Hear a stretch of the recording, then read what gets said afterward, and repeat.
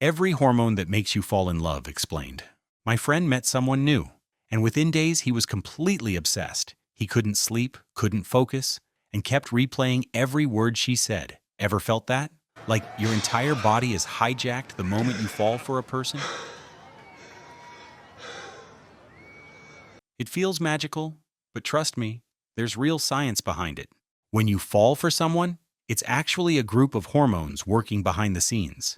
From dopamine to oxytocin, these chemicals control every heartbeat and every thought.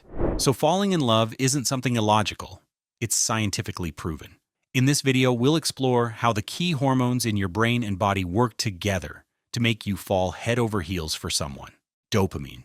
Let's start with dopamine, one of the main chemicals behind those powerful feelings of attraction. When you meet someone you like, your brain releases a burst of dopamine, a neurotransmitter that creates feelings of pleasure, motivation, and excitement. It's the same chemical that makes you feel good when you eat your favorite food, win a prize, or achieve something important. That rush of dopamine motivates you to keep seeking out the person who triggered it, wanting to see them again, talk to them, or just be close to them. Dopamine also fires up the parts of your brain responsible for focus and attention. That's why, in the early stages of falling for someone, you can't help but notice every tiny detail about them. Their laugh, their gestures, the way they look at you. Your brain is basically rewarding you for trying to build a connection, which helps humans bond and survive in the long term. For example, imagine you spend a few hours with your favorite person. You might find yourself replaying the conversation over and over, daydreaming about their smile, or planning how to see them again. That's dopamine at work, giving you a sense of reward and driving you to keep pursuing the relationship. Here I remember something really interesting that Dr. Helen Fisher, a biological anthropologist and an expert on the science of love, explained in her TED Talk. We found activity in some cells called the A10 cells, cells that actually make dopamine a natural stimulant and spray it to many brain regions. Indeed, this part, the VTA, is part of the brain's reward system. It's way below your cognitive thinking process. It's below your emotions. It's part of what we call the reptilian core of the brain, associated with wanting, with motivation, with focus, and with craving. Noradrenaline. Next up is noradrenaline, also known as norepinephrine, another powerful chemical behind those wild feelings of falling in love. When you're drawn to someone, your brain releases noradrenaline, which is closely linked to your fight or flight response. It gets your heart pounding, makes you sweat, and gives you that nervous, jittery excitement you feel around your crush. This hormone helps sharpen your focus so you can tune in to every tiny cue your love interest gives you, like a change in tone, a subtle smile, or a quick glance. Noradrenaline also helps you form strong memories of emotional experiences, which is why you can recall moments with someone you love in vivid detail even years later.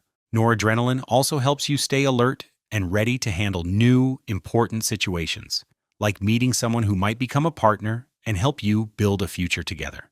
When it comes to love, those same instincts turn into a rush of excitement and anticipation. You might have felt your own hands shaking when your crush walks toward you, or that crazy heartbeat right when it's time to share your feelings.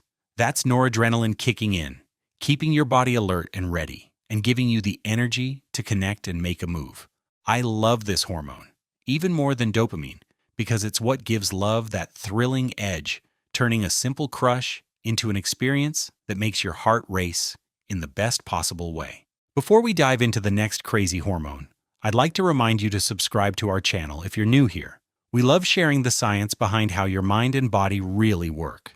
And trust me, you don't want to miss what's coming next. Serotonin. Now let's talk about serotonin. You might think serotonin increases when you're in love, but actually it often drops in the early stages of romantic attraction. Researchers have found that serotonin levels in new lovers can be as low as those seen in people with obsessive-compulsive disorder. Low levels of serotonin have been associated with anxiety and depression.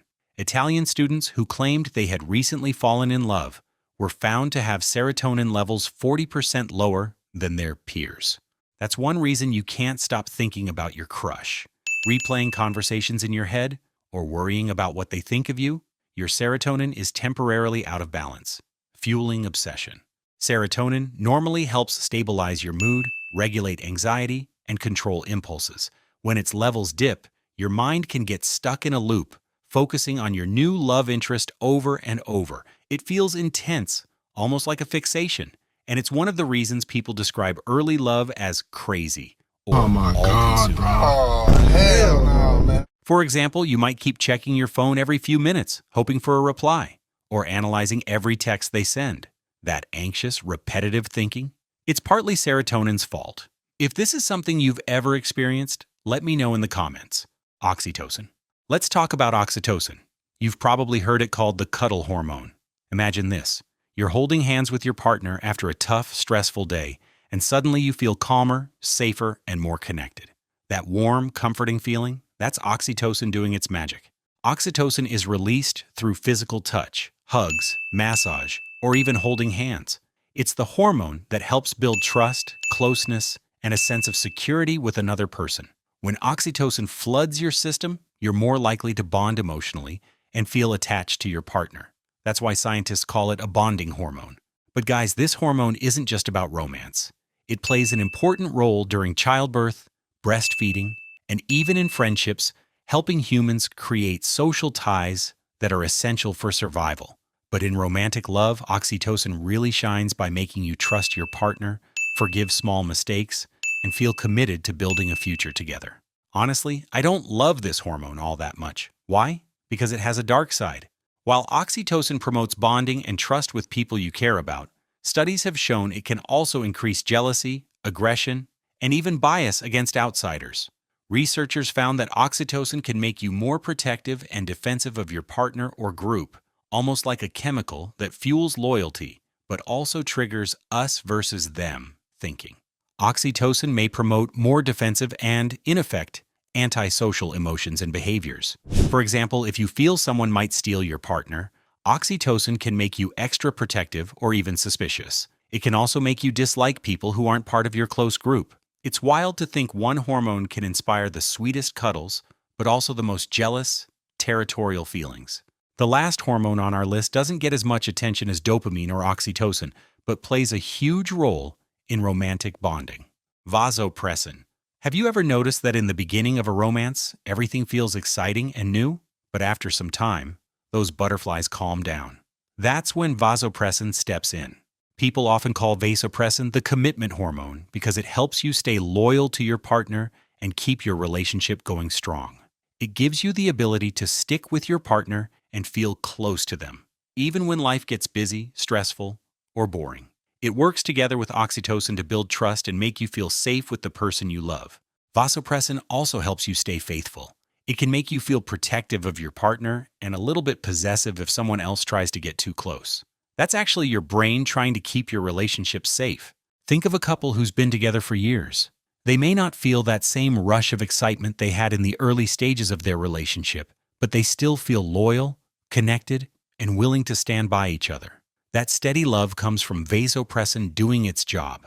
So while dopamine gives you that first spark, and oxytocin makes you feel warm and cuddly, vasopressin is what helps love last. It holds you together when the thrill fades and reminds you why you chose that person in the first place.